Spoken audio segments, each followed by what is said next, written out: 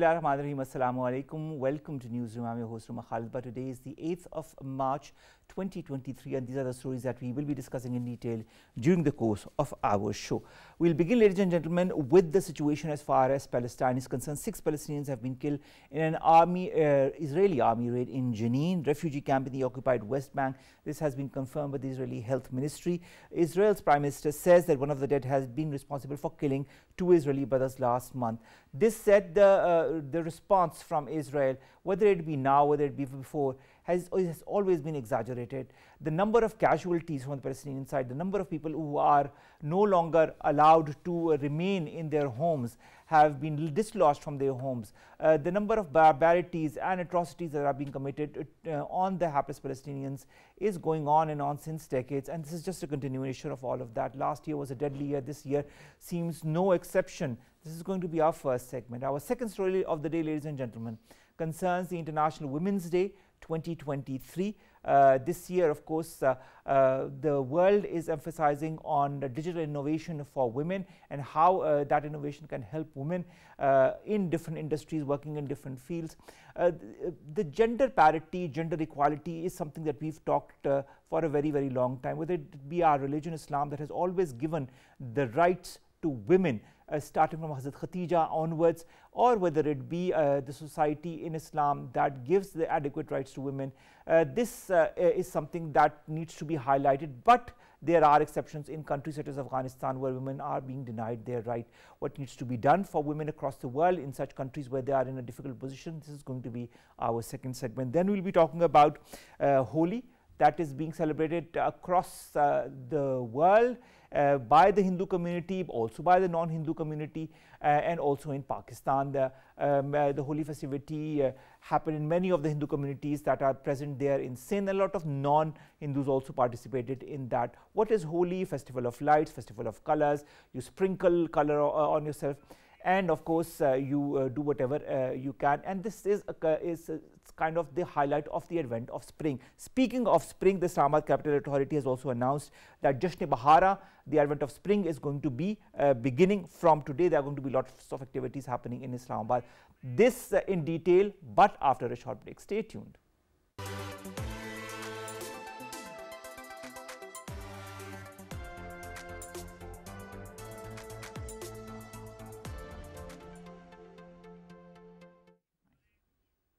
Welcome back, and our first segment pertains to Palestine and the barbarities that are being perpetrated on the people in that area by Israelis, the latest being the 6 Palestinians that have been killed in an army raid in Jenin. More in the following report. The very existence of Palestinian people in their homeland is being threatened and requires urgent action in line with international law as Israel continues carrying out crimes against humanity in Palestine. Every year, hundreds of attacks have been carried out by Israelis living in illegal settlements against Palestinians and their properties in the occupied West Bank. Israeli forces have killed at least 6 Palestinians and wounded 11 others during a raid in the occupied West Bank city of Jenin. Last week, Israeli settlers set dozens of Palestinian homes and cars on fire in Hawara, a town in the occupied West Bank city of Nablus, in the worst outburst of settler violence in decades. Settlers committed shootings, arson attacks, and beat Palestinians with metal rods and rocks, which killed 1 Palestinian, injured hundreds, according to Palestinian media reports. Palestine called on the international community to take immediate, concrete measures to hold Israeli officials accountable for their crimes against the Palestinian people. Several elements of Israel's new far-right administration are fully fledged members of the settler movement, who have variously called for the full annexation of the West Bank. Israeli forces carried out the large-scale raids in Palestinian cities since the new government took office, killing dozens of Palestinians. Last year was the bloodiest on record in the West Bank since the Second Intifada. Now, as far as what is happening in Palestine is concerned, we've talked about the 6 people who were killed in a raid in Jenin, and the Israelis say this is a repercussion of what happened to as a result of the death of 2 Israelis. But the fact remains that if we do the balance of the Israelis and the Palestinians, whether it be those injured or those who have been killed, the number is staggering as far as Palestinians is concerned. Not only are they ambushed, not only are they tortured, not only are they killed, but but they are also being made homeless and their homes being now occupied by the Israelis. Now, this said, the two-state solution that has been in play for quite some time now, with the US also backing it, seems to make no foray into what is going to happen in the next coming years as far as Palestine is concerned. The situation in the Middle East seems very precarious, seems very sensitive, and with other warlike and conflict-like situations, for example, between Russia and Ukraine, it adds to what is already happening. But this said, what is happening in Palestine and what is happening in the illegally occupied Jammu and Kashmir are two parallels as far as human rights abuses are concerned. Dr. Salma Malik, who is a foreign affairs expert, joins us online. Dr. Salma, pleasure to have you on board for this very important segment. A spokesperson for the Palestinian President Mahmoud Abbas calls the use of rockets in Jenin as an act of all-out war. How important is the role of the international community? Why aren't they responding the way they need to?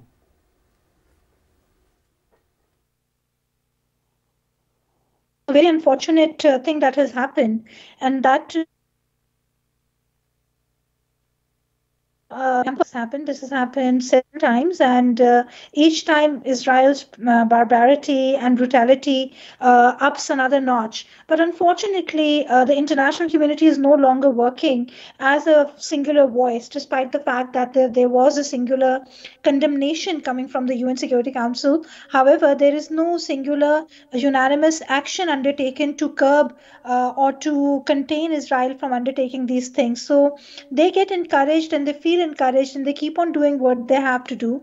They have the US as a major support, and they get away with all the impunity. So this is a short answer to that, and there might be a verbal condemnation, but the verbal condemnation doesn't really do much of a change unless there are proper sanctions carried out against Israel, unless there is a proper physical containment of Israel's actions. Nothing would really bring about any positive change to the positive effect of the Palestinians. That is so true, Dr. Salma. This said, we see a kind of cohesion between the Jewish settlers and the Israeli forces, the Israeli government. If you have seen the video that was on social media of the Israeli soldiers dancing along with the Jewish settlers, and they said this place is now ours. When you have an open, how should I say, open disregard of the rights of the Palestinian people, and now they are not even afraid to show it on social media.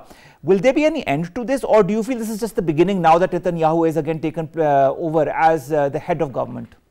You see, there is pressure on Netanyahu, but the very fact is, as I said earlier, that verbal condemnation has a 2 days long life cycle, and then there's something new that takes people's attention away from the impunity that is happening in Palestine. If you may recall, in the 1980s, there was a very deadly attack on Sabra Shatila, 2 refugee camps, which claimed thousands of people. It was so brutal that it echoed for years in our memories and in the memories of the human rights activists for the Palestinians, so many other things. Then in the 1990s, the Hebron refugee camps were attacked. Mosques have been attacked. The Jenin attack is significant because the level of brutality, that is something which is very unmarked. And the point that you have just raised, how the settlers and the Israeli security forces are hand in glove. The settlers are just the soft face of the Israeli establishment. So they just keep them there, they place them there, and inch by inch, mile by mile, Israel is encroaching on these territories, they're claiming these territories, and we keep seeing various maps of Palestine over the years as to how from a majority area, Palestine has now been kind of confined to 3 disconnected, isolated neighborhoods in this island of Israel. So, and the international community is seeing that. The champions of human rights are looking at what is happening, and they're quite okay with that because they just want that the Israelis remain where they are. They remain appeased. The Jewish lobby, which is supporting Israel, the Jewish lobby, which is financing US resources, financing so many things, they don't get disturbed by that, and things remain the way they want them to work. I hope some kind of solution comes before it's way too late, and this, escalates into something that goes to a point of no return. Thank you so very much, Dr. Salma Malik, a foreign affairs expert, who have joined us, who have talked to us about this latest of the barbarities by the Israelis on the Palestinians. 6 Palestinians have been killed in a raid in Jenin. Will it ever end? This is the huge question mark. We will be looking forward to the international response to this. Let's come to our second segment, and that concerns the International Women's Day that is being celebrated across the world today. Women, an important part of our society. Women who have always been on the forefront, whether it be as part of our religion, as part of our prophets, as part of our Quaid-e-Azam Muhammad Ali Jinnah, and as Prime Ministers of Pakistan, as CEOs of companies. Women have always been on the forefront. This said, gender parity and gender equality have a long way to go. This year, the theme of the International Women's Day is Digital Innovation and Technology for Gender Equality. More in the following report.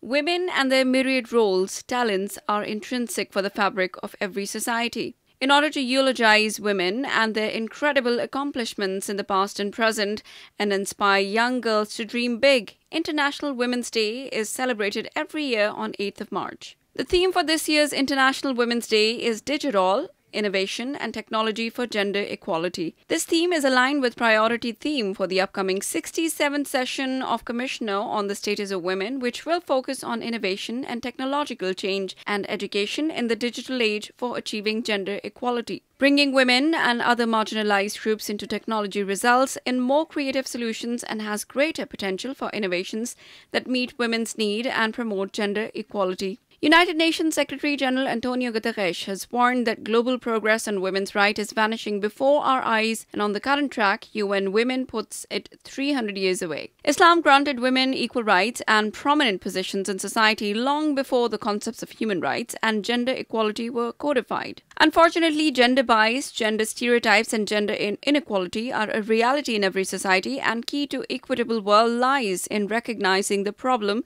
address it through policies and programs. To talk about the role of women in society, whether it be in Pakistan or across the world, how Pakistani women are making a mark across the world as well, we've been joined by 2 important guests. Let me introduce them to you one by one. In the studios, we've been joined by Dr. Ghazala Hayat. She's a neurologist and a community activist. She's been in the United States for the last more or less 4 decades, where not only has she been contributing to the medical field in neurology, but she's also been working towards interfaith harmony and, of course, teaching the values of Islam to the youth and to the women. Thank you very much, Dr. Ghazala, to have joined us. Our second guest is Ms. Rabia Babar. Ms. Rabia Babar is a communications expert and public speaker. She's associated with Pakistan Poverty Alleviation Fund.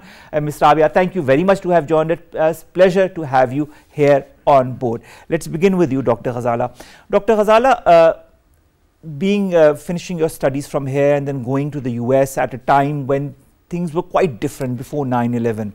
And then staying there, witnessing 9/11, and then continuing to work there for around 4 decades, now making your mark not only in neurology and being the director of neuromuscular and clinical neurophysiology at St. Louis University, you've also been working at Interfaith Harmony. When you look at women like yourself, who are working in different fields, and I'm sure there are so many other doctors and specialists in the US who are of Pakistani origin, do you feel that societies in the West give due respect to the women? If yes, what more needs to be done? And when you return to Pakistan, what changes do you see as far as women in society are concerned? Well, first, thank you for having me here. It's a pleasure. I think you asked a question which will require a lot of answers from. So when I went there, a few things which I liked a lot. You know, people are very free. They're respectful of your space. You know, that was which usually we don't, appreciate, especially when I was in college. I went to King Edward Medical College, and going out there, we were always like, girls were usually used to get upset the way they were treated, even if they were physicians. That's where I saw that there is a little bit different. The respect, I think there's a pendulum has gone a little bit too far in West. It has been made like, she's become also an object to some extent. But they have come a long way. If you look at that, they have voting rights, they can everything, and then you look at it, I'm at USA, whenever they compare what were the rights of women in Pakistan, and I always bring it up, I say, at least we had a woman prime minister, and USA has just reached to now at this time to vice president. So there are some type of, there's still, glass ceiling there, they are there, but they're definitely the cracks are coming in there. All right. So there is more or less a certain equality, whether it be concerning the jobs or the pay scales. Do you feel that equality needs to be more neutralized or balanced, whether it be in the West or maybe in Pakistan as well? So it's not equal. The job, what you talked about, even in West and USA, I can give you some, you know, it's like most of the jobs are there like $1 for man and then maybe 0.75 to 0.8. And it's usually if you're a professional, you reach to some level, it's usually you break those ceilings. So that is not there. But if you look at an average woman, they also still have uphill task. All right. Yeah. Here we have a little bit more issues. I mean, I was kind of a little bit surprised that just because of the march there was such upheaval. You know, I'm not used to that upheaval. I mean, let women come out and speak. All right. Rabia Baba Sahiba, when it comes to you and women in Pakistan, you must have heard Bilawal Bhutto Zardari Sahab just talking to in New York while he was hosting Women in Islam conference, wherein he talked about the role of Muslim women, whether it be Hazrat Khatija, Hazrat Aisha, then he talked about his mother and all the important achievements that she made for Pakistan. What are the challenges for women now in the year 2023? When you look at today's International Women's Day, you see it's digital innovation for women. Do you feel we need much more than digital innovation as far as Pakistani women are concerned? Well, thank you very much to begin with for having me in the program. Yes, Umar, I believe that women have come a long way, but there's still a long way to go. But when I speak of women, I preferably will speak about the rural women because Pakistan Poverty Alleviation Fund works for the rural women, and definitely they have far more challenges than the people and the women living in the urban areas. So they are doing very well. They have been given access to a lot of things, to enterprises, to assets, to loans. But definitely, as the world needs, a lot of people in the world is talking about technology and it's talking about digitalization. So definitely we need to give them access to digitalization as well, just to improve the gender gap, since organizations like PPF, they have been working, I mean, our organization is working for the last 20 years and we have come a long way. We have tried to create resources, we have tried to create opportunities for women, especially in the rural areas, and now is the time, if you want to cope with the ongoing situation, if you want to go with the world, what's happening globally, then definitely we need to give them access to the digitalization. And I would just like to share that PPF as an organization, we have been working on this side as well. And recently we had a program which was quite a success. It was about training of these rural women, especially the women, the girls, on access to digitalization, and it had very good results. And we just noticed that after it was concluded, the project, and there was an assessment, and it showed that their skills, their opportunities of getting job, they have significantly increased. So yes, I agree with you. All right. Dr. Ghazala, coming back to you, our President and Prime Minister have emphasized the need to empower women for development. When you talk of empowering women, what does it mean, the phrase empowering women mean to you as a person who has seen the best of both worlds, Pakistan and the US? So what it means to me is that you provide them opportunities, you give them respect, they are treated equally, and they are independent to make decisions. And then, like we say, we should not have any glass ceiling. You know, if one person starts, progressing, women have equal chance of achieving all the heights of success. So I think that's where we empower them. And because they have not been in the mainstream for so long, it's all over the world, I mean, at different levels.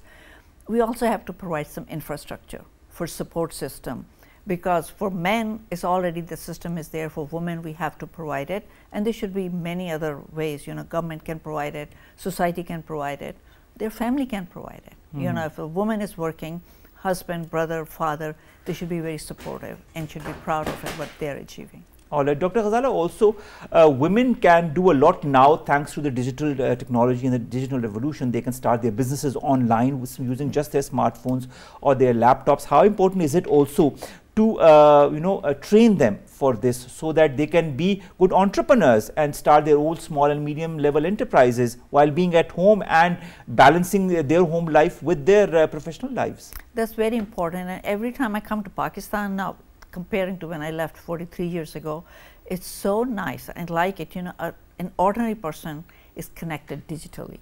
And that connects you to the world, that brings all the opportunities. We need to get these gadgets to the women, and then, as I say, we should provide, low interest loans, all those things, and as I say, infrastructure, training them. Development is like, people might want to do it, but we also have to teach them and train them how to be successful. Rabia, the role of women in society is pertinent, if primordial, whether it be in Pakistan, whether it be in the West, or whether it be even as far-flung areas in Africa.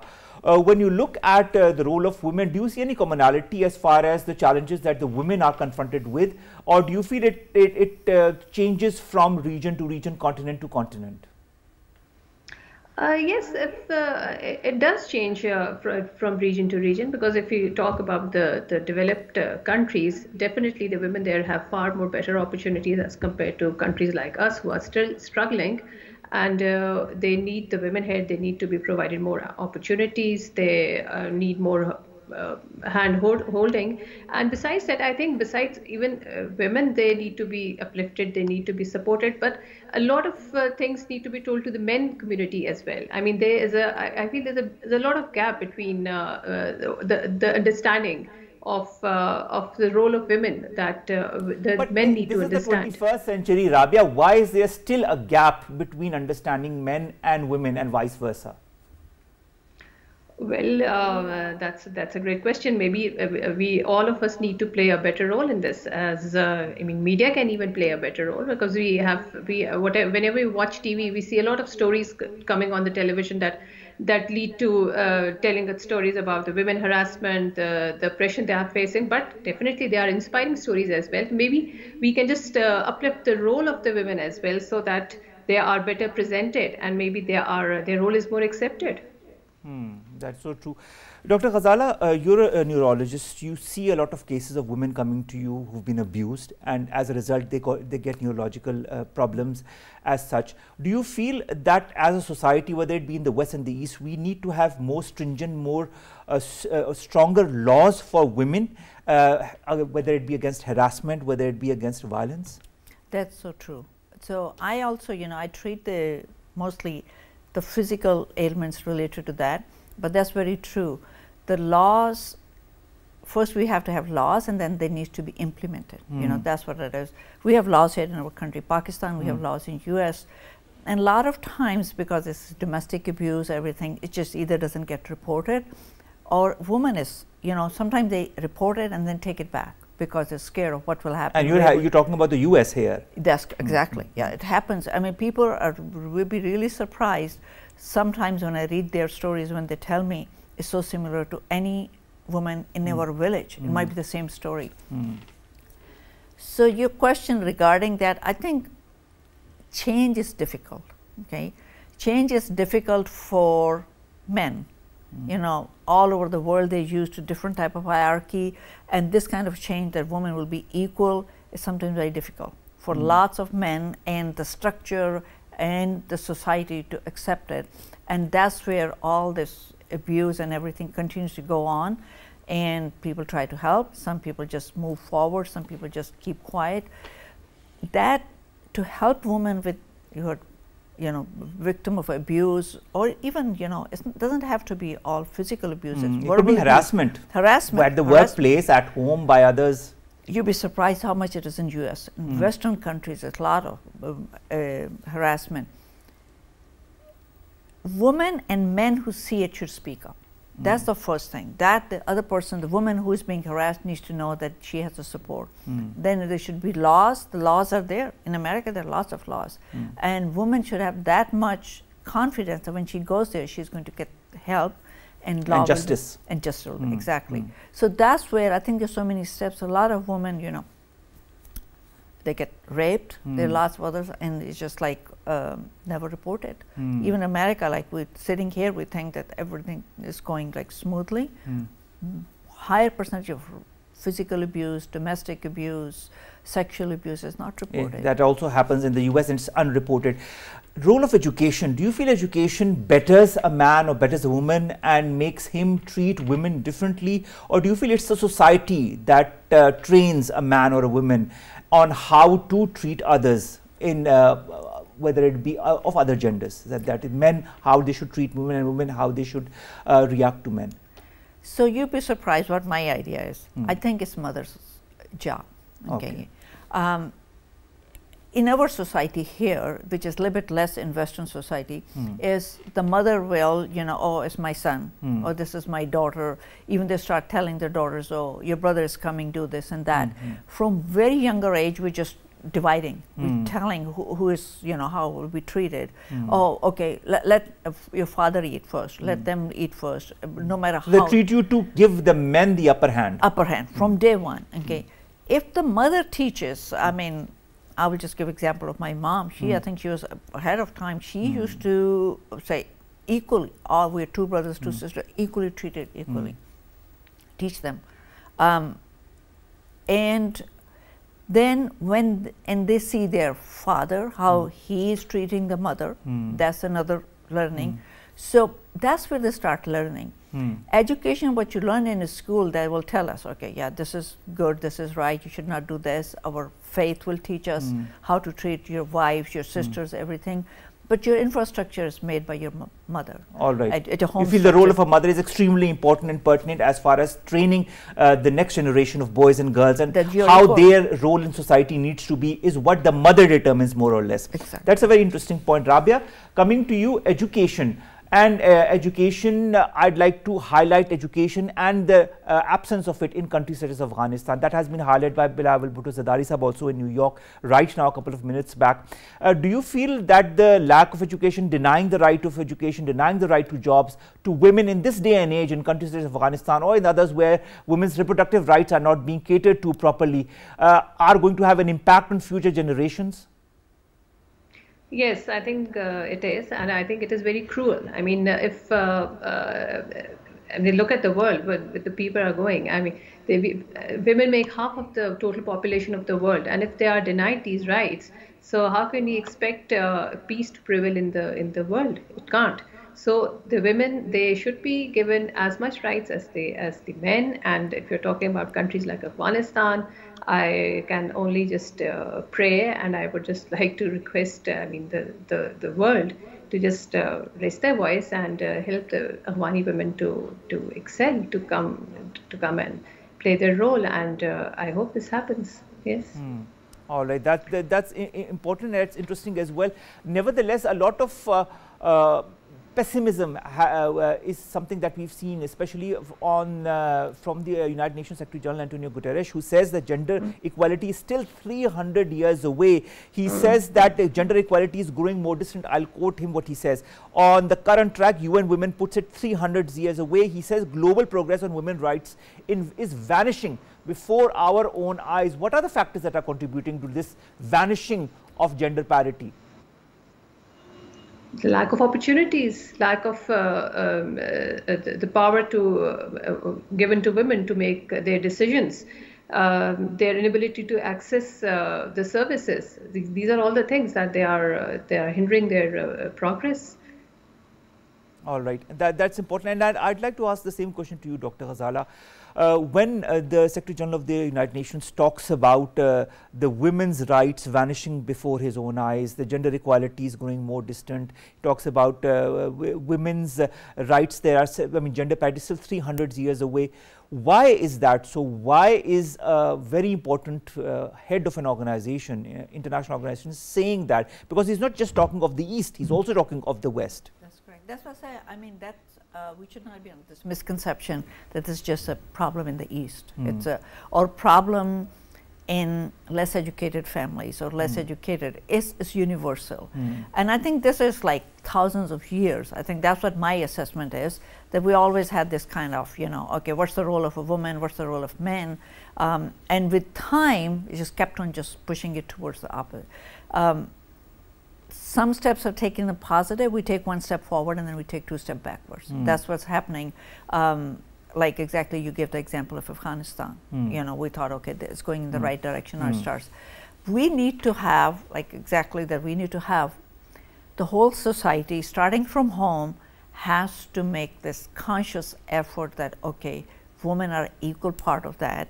And it's not that you're doing some, you will get benefit out of that. Society is like, you think about it, half of your society, we're not taking advantage of their wisdom, of their productivity, of their cooperation, collaboration with the society. They can be equally excellent scientists, physicians, artists, you know. But if they don't get the opportunities, how can they excel? Exactly. And then they, you know, they are surrounded by a society that is full of certain stereotypes as well. Exactly, stereotypes. Yeah, so we have to, it will take, so just think through that, different societies to break those stereotypes, providing all those things. He's right, we are hundreds of years away from that. Maternal mortality, girls ousted from school, caregivers denied work, children forced into early marriage. We've heard that in many countries, we've heard that in this region as well, and we've heard that from Afghanistan as well. How can one act to remove such elements from the society? Education. Okay. Education of the parents, education of the girls. They have to get education and get opportunities, because a young girl who goes to school, gets the education, you open up her mind. Then she will notice that, okay, I have so many opportunities. Why a lot of educated women, which is like going in the opposite direction, they're putting off getting married because they see they have opportunities that they can achieve. Once you give them education, they're going to go, and they will start. I mean, okay, I'm going to finish my high school, I'm going to finish my college, and that's when they will start getting into all this. Yeah, I mean, you're healthy, you're educated, you're in a better job, or you're making money, you have better health care, your chances for the infant mortality, maternal death, they will decrease. All right, and your role in society becomes, of course, even stronger. Last question, Rabia, to you. Women, as far as a report that has recently come out, are the worst victims of Indian state terrorism in Indian illegally occupied Jammu and Kashmir. Our Foreign Minister Bilawal Bhutto Zardari Sahab has also asked for monitoring crimes against women in territories against under foreign occupation, and he cites also in illegally occupied Jammu and Kashmir that Afghanistan and other regions also where women are being denied their due rights. Will it take a long time for society to make the change? What's your take on it?